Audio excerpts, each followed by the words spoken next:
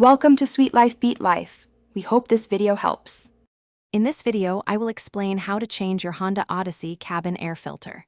Start by gathering your essential tools, including a new cabin air filter and a Phillips head screwdriver. A clean, well-lit area will make this job much easier. We'll begin by locating the glove box assembly in your Honda Odyssey, which is where the cabin air filter is housed.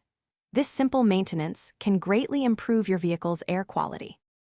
First, open your glove box and clear out all its contents. Next, gently press inward on both sides of the glove box.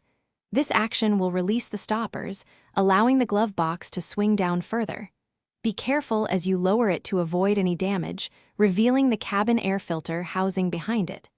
This step provides crucial access to the filter. Now you'll see the cabin air filter cover. Unclip it carefully to expose the old filter. Gently pull out the old filter, noting the direction of the airflow arrow, which is crucial for proper installation. Take your new filter and insert it, ensuring the airflow arrow points in the same direction as the old one. This ensures optimal performance. Once the new filter is in, snap the filter cover back into place.